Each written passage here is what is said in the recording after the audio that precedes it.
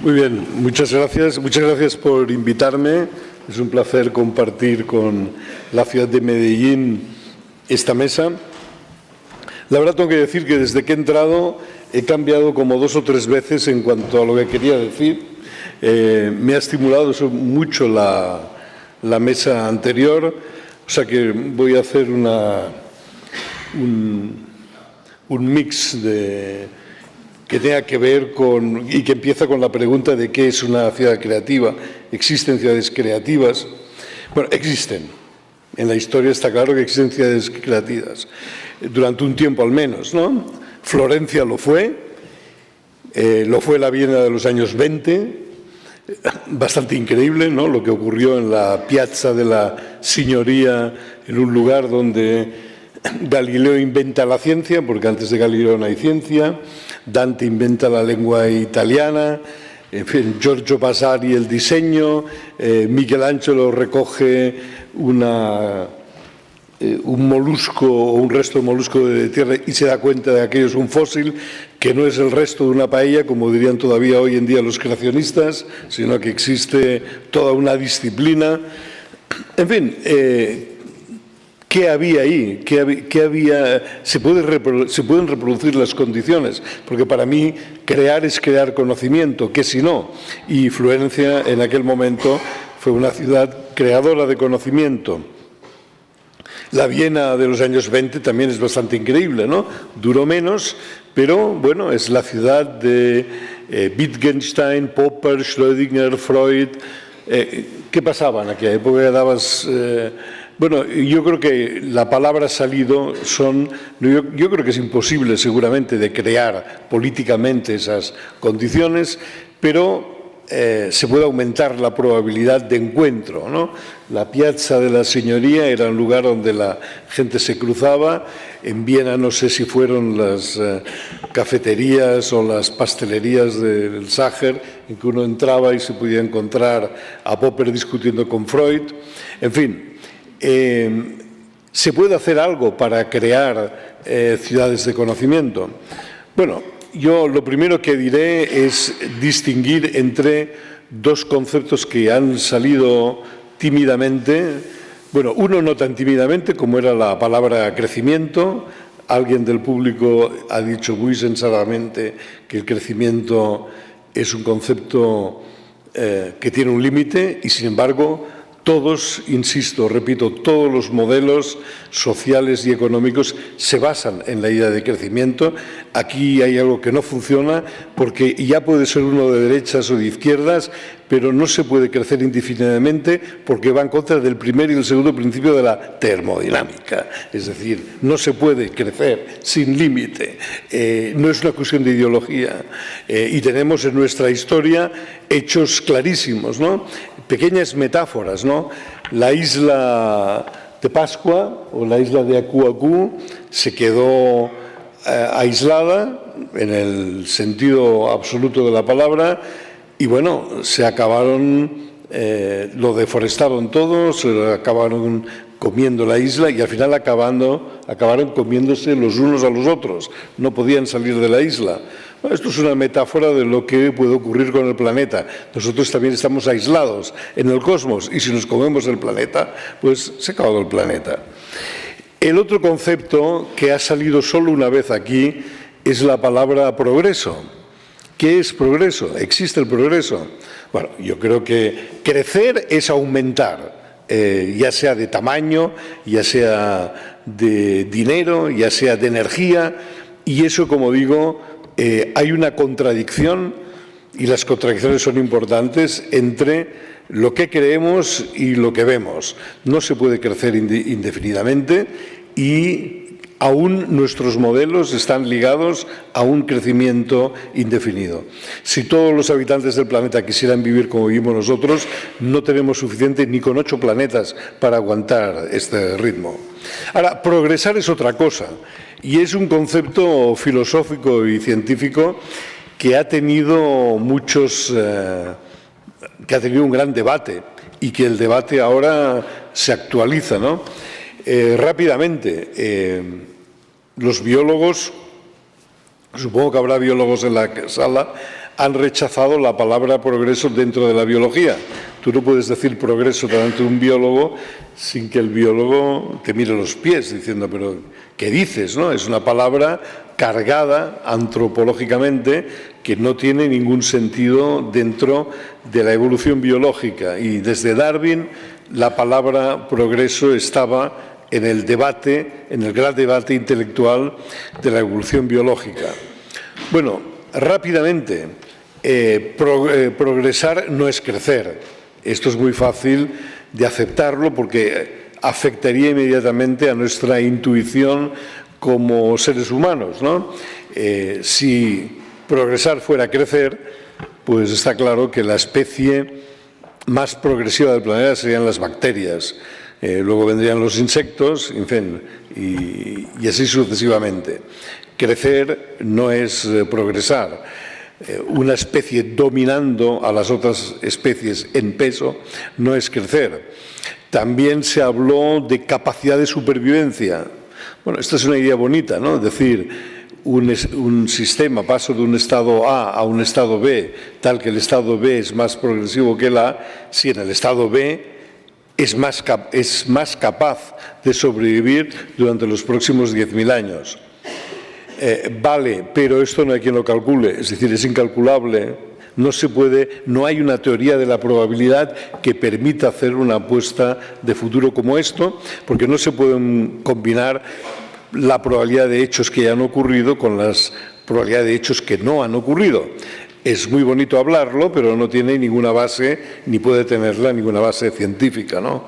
Es como el chiste del matemático que sube a un avión con una bomba escondida en su maleta y cuando la policía le afea la intención, dice, no, es que yo soy matemático y he calculado de que la probabilidad de que en el avión haya 2 bombas es mucho más pequeña que haya una, por eso me llevo la mía, ¿no? Bueno, esto realmente es el fundamento de entender mal lo que significa la probabilidad. Es decir, no se puede calcular la supervivencia de esta manera por una razón, y es porque la supervivencia está ligada a la incertidumbre, y si hay algo cierto en este mundo es que el mundo es incierto, por lo tanto uno no puede calcular probabilidades de supervivencia independientemente de la incertidumbre. Luego vino la idea de la complejidad, que también ha salido un poco aquí la palabra, ¿no? Cuanto más complejo, más progresivo. El DNA dio la idea a Yukawa y al principio las cosas iban bien, ¿no? Un retrovirus tiene la complejidad de las instrucciones de una lavadora. Esto es poco complejo y poco progresivo. Un virus normal ya tiene la complejidad de un periódico, como El País, como La Vanguardia, y la cosa todavía va bien. Una ameba sería como una biblioteca doméstica, pero hay un momento que se rompe, se viene todo abajo porque resulta que una cebolla es más compleja que un ser humano y esto no hay quien lo acepte, ¿no? O una salamandra. Por lo tanto, tampoco va bien esta idea. Yo creo que solo hay una idea de progreso aceptable y es la que considera el mundo como lo considera un físico. Es decir, el sistema que me interesa, ya sea una bacteria, ya sea un individuo, un organismo, ya sea un colectivo de organismos, ya sea una ciudad, ya sea una nación, se enfrenta a la incertidumbre del resto del mundo. Parece un poco salvaje, pero los físicos empezamos así a atacar un problema, sea un sistema y el resto del cosmos. Entonces, la superficie que separa el dentro del fuera, bueno, eso es lo que hay que estudiar en cada caso. En realidad, ¿cuál es el problema de todos los problemas? ¿Cuál es la pregunta de todas las preguntas? La pregunta de todas las preguntas es, si aumenta la incertidumbre de mi entorno, del resto del mundo, ¿qué alternativas tengo yo para seguir vivo? Bueno, yo diría que progresar, hay una definición buena que sale de aquí. Progresar es, en realidad, ganar independencia respecto de la incertidumbre del medio. Y esta es la idea que debe orientarnos cuando diseñamos una ciudad, cuando diseñamos un colectivo o incluso cuando hablamos de un individuo. Hay una ecuación que viene de la termodinámica, del no equilibrio porque el equilibrio es el sinónimo de muerte térmica. Equilibrio significa que hemos acabado. Equilibrio significa que ya ha ocurrido todo lo que podía ocurrir. Un ser vivo es rabiosamente un sistema fuera del equilibrio, ¿no? Curiosamente, oímos hablar del equilibrio socialmente, del equilibrio en el urbanismo. Bueno, eso es lo que hay que huir desde el punto de vista de lo que es el equilibrio en termodinámica. Bueno, pues en realidad progresar es ser capaz de resistir al aumento de incertidumbre en nuestro entorno. Y esto no es crecer, salvo en casos muy triviales y muy obvios. Hay esa ecuación que es la siguiente, la enumero con palabras. La complejidad de un sistema más su capacidad de anticipar la incertidumbre del entorno es igual a la incertidumbre del entorno más la acción que el sistema hace sobre el entorno, que puede ser de dos maneras. El sistema puede cambiar de entorno, y eso es la movilidad, o el sistema puede cambiar el entorno, y eso es la tecnología. Bueno, cuando he visto la primera conferencia, cuando se hablaba de las nuevas tecnologías, en fin, hay muchas ideas, pero la principal es el conocimiento. Es decir, si hay tres cosas importantes en el futuro de un colectivo humano, esas tres cosas son conocimiento, conocimiento y conocimiento. Y crear significa crear conocimiento. La inteligencia misma es un logro de los seres vivos para sobrevivir a la incertidumbre. Podemos decir que incluso el cerebro aparece con la movilidad. Los animales que no tienen movilidad no tienen un cerebro porque no lo necesitan absolutamente para nada, ¿no? Un mejillón atado a una roca, siempre que come por casualidad. O una medusa que va a la deriva, siempre que come por casualidad. ¿Para qué va a necesitar un cerebro? No necesitan cerebro. El cerebro de un individuo es para salir de casa y la memoria para volver a casa, para retornar a casa. Y en realidad, cuando hablamos de la inteligencia o la capacidad de anticipación de un ser vivo, estamos hablando de esta idea. Ahora, última parte, el mecanismo más fuerte de evolución es aquel en que diferentes individuos se unen para hacer un nuevo individuo. Y así que aquí sí tengo que disentir con respecto de muchas cosas que he oído en la primera parte, porque no toda reunión de individuos es una nueva individualidad. Yo creo que el caso de Medellín es un caso notable, porque es un ejemplo de cómo una ciudad que nace y crece desordenadamente, llega un momento en que es repensada para que pueda funcionar como una nueva individualidad. Hay límites en cada nivel jerárquico de organización y la tendencia de la que se hablaba en la primera parte, de que es cierta, es decir, los seres humanos tendemos a concentrarnos cada vez más en ciudades. Creo que en los próximos 5 años se espera que más de 100 millones de personas en China se junten en ciudades. Bueno, esto puede llegar a ser una monstruosidad imposible de gestionar en este sentido de un sistema con respecto de su propio entorno.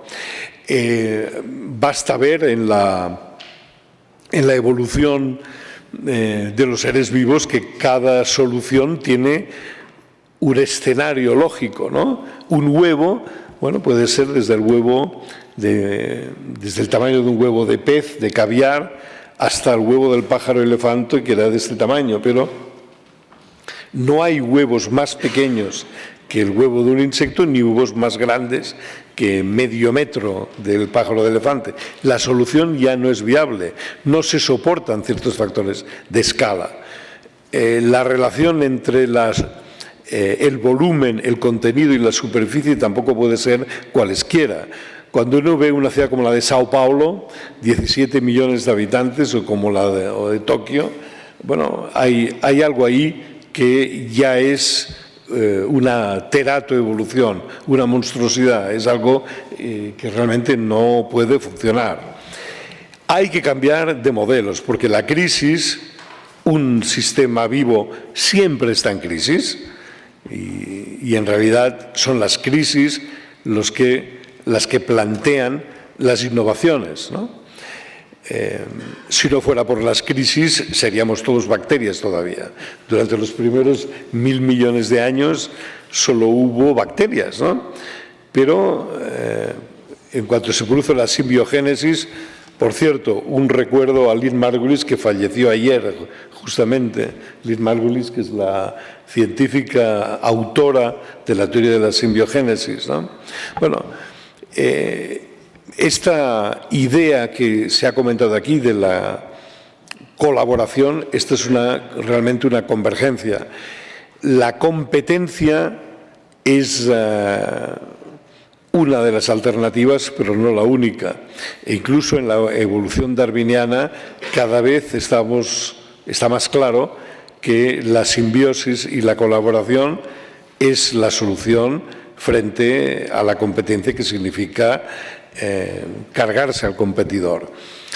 Estamos llegando a un momento para dar una solución positiva, en las cuales, como digo, no podemos pensar en seguir creciendo, sino que hemos de pensar en progresar sin crecer, que también es posible. Y para esto tenemos que buscar nuevas soluciones. Hay toda una rama dentro de las disciplinas científicas que requiere justamente de lo que ha hablado también Alfons, que es la interdisciplinariedad. La manera más sencilla de obtener ideas nuevas es combinar las que ya existen, pero básicamente ha habido dos maneras de innovar en el tiempo. Una es la evolución por selección natural, lo que hacen los sistemas vivos sin usar la inteligencia, y la otra, la evolución cultural, que es la que usamos nosotros. Pues bien, no todo cruce de ideas es positivo, como se ha parecido insinuar antes, sino que lo que está resultando realmente interesante es cruzar la selección natural con la selección cultural. Voy a poner algunos ejemplos.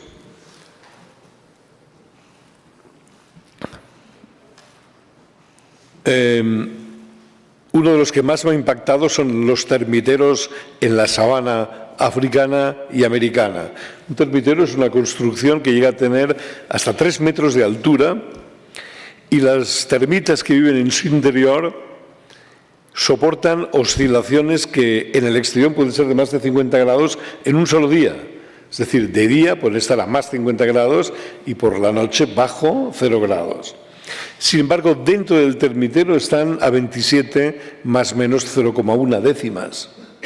Bueno, no me diréis que no es interesante hacer una investigación para saber cómo lo hacen, porque no gastan combustible fósil y no tienen emisiones suplementarias a la atmósfera. La idea sería, si unos arquitectos comprenden lo que hacen las termitas sin comprender, es decir, simplemente por selección natural, solamente por la manera de diseñar un edificio, podríamos encontrar una solución progresiva, en el sentido de que podemos ser independientes de las fluctuaciones térmicas sin un gasto absurdo de energía. Bueno, todavía no lo comprendemos demasiado bien, pero para estudiar eso hace falta poner en comunicación a ¿quiénes?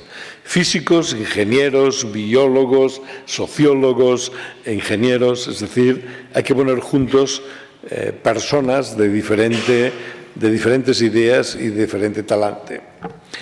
Otra idea que me ha impresionado mucho, voy a poner un ejemplo de algo que ya se ha resuelto. Bueno, es el efecto lotus.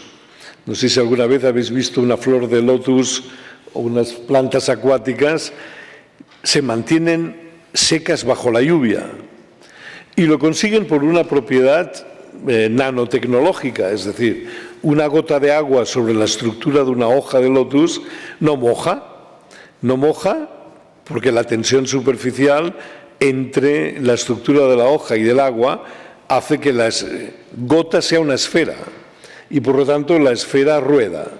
Y cuando la esfera rueda, captura las partículas de polvo o las partículas de suciedad que pueda haber. Por esa razón, las mariposas están siempre brillantes y siempre limpias y los escarabajos están siempre polvorientos y sucios, ¿no? Bueno, un proyecto que ya ha tenido éxito es mirar si podemos inventar una pintura de manera que tomamos la idea por selección natural que sabemos que existe en la naturaleza para investigarla y producirla en un laboratorio científico. Bueno, con esto se pueden pintar fachadas de edificios ahorrándose algo así como 1 millón de euros por edificio, porque, en fin, no hace falta alquilar a alpinistas que se descuelguen para arreglar el trabajo de los grafiteros, es decir, es un sistema de autolimpieza. Bueno, podría poner más de 100 ejemplos. En estos momentos hay como 50 laboratorios en el mundo dispuestos, buscando soluciones de este estilo. Fijaros en algo tan sencillo como una embarcación que deja tras de sí una estela blanca de 100 metros o de 200 metros, ¿no? Esto a cualquier físico le rompe el corazón, porque 100 metros de agua blanca es energía gastada en agitar el mar y en calentarlo, pero no en mover la barca. No hay ningún animal que deje una estela de 100 metros detrás de sí. Es como decir a los depredadores, por si no me has visto, estoy aquí en la punta de esta estela blanca, no sobreviviría. Es decir, la idea de la selección natural es que primero es la solución y luego el problema. Y en la selección cultural primero es el problema y luego la solución. Pero claro, 4.000 millones de años de soluciones por selección natural están ahí esperando a que nosotros podamos conocerlas y usarlas. Bueno, y para terminar, ¿cómo podemos conseguir? Bueno, en España han tenido éxito los parques científicos, pero curiosamente son todos biomédicos, ¿no? No sé si es por la preocupación que tenemos por nuestra propia salud. En Barcelona hay uno asociado a cada universidad, unos están especializándose en cáncer, otros en corazón, etc. ¿Por qué no hacer un parque biomédico, hacer un parque científico sobre esta disciplina que se llama la economía azul o el biomimetismo, que es crear tecnología adaptable y que permite realmente un progreso y que permite que muchas personas puedan seguir subsistiendo. Sería, desde luego, una idea. ¿Cómo crear estas? Acabaré con esto. Yo creo que tenemos un problema en la educación del ciudadano en general y un problema en la educación de los investigadores. Cualquier proceso que acabe en adquirir nuevo conocimiento tiene 3 fases, ¿no? La primera es el estímulo. Si no fuera por los estímulos, es como para vencer el principio universal de la pereza de la materia, entre hacer y no hacer. Desafortunadamente elegimos siempre no hacer. El estímulo que nos provoca el conocer viene de una contradicción, de la contradicción de yo creo una cosa y veo lo contrario. Bueno, esta contradicción en ciencia no se admite. O cambio la manera de mirar o cambio la manera de creer. Cualquier otra cosa en política, en ideologías, en fin, uno puede aceptar de ver lo contrario de lo que cree. Bueno, este tipo de estímulos en nuestro sistema docente no existen. Las contradicciones el docente las esconde, ¿no? En los museos, por ejemplo, yo estuve como 10 años buscando una pieza solo para poder debajo. No tenemos ni idea de lo que es esto. Porque si no es como decir al visitante, no creas vocaciones si abres un museo o explicas la ciencia dando la idea de que el ciudadano ha llegado tarde. La ciencia ya está hecha. Si quieres pasar y dar una vuelta, pasa, pero no contamos contigo, ¿no? La ciencia es todo lo contrario. La segunda parte es la conversación. No está prestigiada la conversación. Yo creo que si la Piazza della Signoria fue lo que fue, si Viena fue lo que fue, es porque la probabilidad de que se produjera una conversación era muy importante. La palabra silencio, creedme, se inventó en una escuela. Yo he tenido ocasión de revisar los castigos que me pusieron. Mi madre, de una manera masoquista, acumuló todos los castigos de mi época de enseñanza y me sorprendió ver que todos los castigos que me pusieron fueron por intentar hablar. Aquí hay algo que no funciona, ¿no? No funciona. Es decir, si la manera de conocer es a través de la conversación, un campus universitario es un campus que favorece la conversación de los alumnos. Por cierto, aquí hay que decir que el diseño del campus de Medellín es especialmente bueno para esto, ¿no? En vez de poner carreteras que cortan la comunicación entre los alumnos, hay espacios con agua, con sombra, que favorecen que los alumnos conversen. Pues que en ciencia todo es conversación. Conversar es experimentar, preguntar a la naturaleza y esperar que la naturaleza conteste. Conversar es también lo que Alfonso ha dicho en muchas de sus intervenciones, ¿no? Conversar es importante entre personas que no ignoran lo mismo. Y la verdad es que la conversación es cómo funciona en realidad todo el proceso científico. Y luego está la comprensión. Bueno, los museos, la característica de un buen museo es que da estímulos, da conversación, son espacios donde eso ocurre y da comprensión. El gozo intelectual que provoca la comprensión, la conversación y el estímulo es lo que hace falta en nuestras sociedades. Puede parecer muy difícil hacer la Piazza della Signoria en Florencia, hacer la Siracusa de hace 3000 años en que Arquímedes tuvo la idea, del eureka, del estar continuamente interrogando lo que ocurre a su alrededor. Esto yo creo que es lo que hay que recuperar en nuestra sociedad actual. Las redes informáticas son muy importantes si se usan bien, pero son terribles si se usan mal. Yo veo muchos jóvenes que usan los videojuegos como una plegaria, es decir, están repitiendo todo el rato lo mismo, pero no es un estímulo al pensamiento. En cambio, todo ese mismo sistema se puede usar para crear una, digamos, Piazza della Signoria virtual en el cual los individuos se estimulen. Porque, y con esto acabo, desengañémonos. Pensar lo que dice pensar, piensa una mente humana. No piense ni mediamente ni mente y media, ¿no? Eso ya es política. Pero la persona que se acerca a un problema para estudiarlo es una mente humana. Es decir, el individuo que luego, naturalmente, se puede combinar con otros individuos para hacer un colectivo. Bueno, estamos viviendo unos momentos en el planeta en el que nos tenemos que ganar la democracia y la libertad para poder manejar el conocimiento de esta manera. Yo creo que las ciudades del futuro tienen que ser ciudades que aumenten la probabilidad del estímulo, de la conversación, del nuevo conocimiento, y la democracia tiene que madurar para que se pueda debatir, para que se pueda decir que crecer, por ejemplo, no es progresar, para que se pueda discutir qué es progresar y para ver qué es progresar en cada circunstancia diferente, que por cierto no es la misma en el trópico que en un fiordo noruego. Gracias.